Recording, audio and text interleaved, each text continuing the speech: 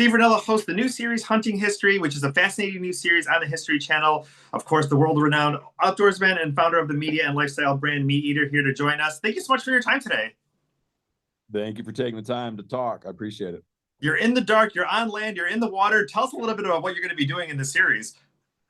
Yeah, so in Hunting History, we track down and look for answers of 8 of the most perplexing wilderness mysteries that we have in the United States of America. So these are stories that could be dating back to the 1970s. They could be dating back to the late 1500s, and they occur in some of the wildest wilderness settings we have in the country.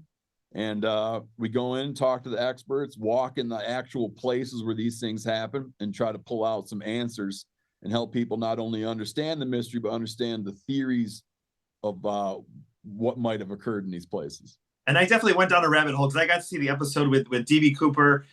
So fascinating. Did not know that story, but just all the different moving parts. That is a deep rabbit hole. That is a deep. I mean, talk a little bit about that. I mean, because you're parachuting. You're kind of going through the things that these people or these stories might have gone through. I mean, talk a little bit about kind of that experience for you, because I think parachuting. This was the first time that you did it.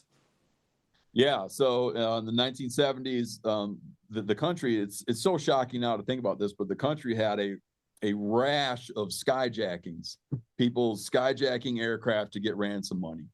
D.B. Cooper, the D.B. Cooper skyjacking, the guy used the name Dan Cooper, this is crazy. It's the only unsolved skyjacking. Usually you find out who did it, but he got his ransom money, took off in a plane, jumped out of the back of the plane into the night in the Pacific Northwest. I've always been aware. I didn't know the details of it. I'd always been aware of the D.B. Cooper story. And my feeling was that the reason they never found the guy and the reason they never recovered the money is because he had a faulty chute, didn't know how to parachute, had a problem, and just burrowed into the ground somewhere out in the rainforest. But after doing a jump and after spending time with Army parachuters, parachuters that have like 14,000 jump histories, they've jumped that many times, and they see no reason that I'm right. They're like, they see no reason why he didn't survive that jump. I did a jump to try to understand the audacity of someone that would do that, and had to reckon with the idea that he probably lived, right? Yeah. And so if he lived, what happened after he hit the ground? You can always focus on different aspects of the D.B. Cooper story, but we focus in on what happened in the hours after he hit the ground. Because it also, we all the way back to the lost colony of Roanoke as well too. I mean, is there a difference between maybe being modern outdoors, now versus maybe the thing, maybe changing up your thinking on how they did it in the past, or is it kind of, the same mindset that you're kind of bringing in your lens into the series? No, it changes for sure. One of the biggest differences, like I said, D.B. Cooper's 1970s lost colony of Roanoke. We're going back to the late 1500s, right?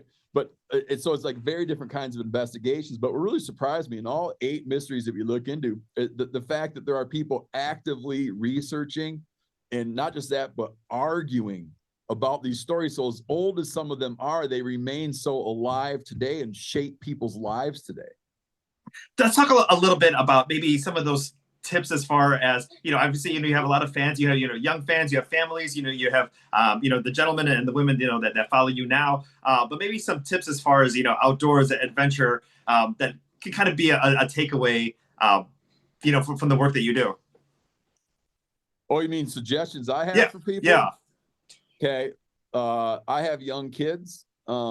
I've always loved to be outside. I'm a avid outdoorsman. When I had kids, I can see the way in which that can slow people down. But if I was going to give people advice, I would say one of the most rewarding things you can do with your family, with your kids, is to get outside. And it takes a lot of tenacity to get everybody up, get them packed, have all the arguments about screen time, and still at the end of the day manage to have gotten everyone outside and get them exhausted hiking and exploring nature.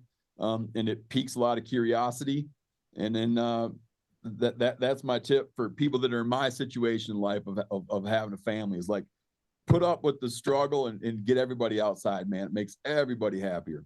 It makes everybody happy. And I always say the best project managers in business are always the ones who are, our parents who always had to manage, several schedules at the exact same time.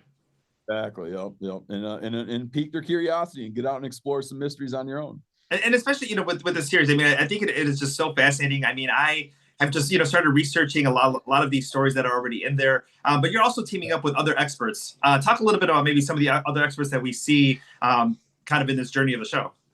Oh yeah, man. We do a lot of research to find out who the real active players are on these stories, and we talk to people who historians who have tracked these stories and written about them all the way through. We bring in we did a one on the mystery of cattle mutilation. So in a case like that, we're meeting with ranchers who have lost cattle and had cattle mutilations on their cattle herds, animal pathologists. So university pathologists who work on animal diseases and decomposition. We talk to predator experts, right? So we bring in that's all in that episode.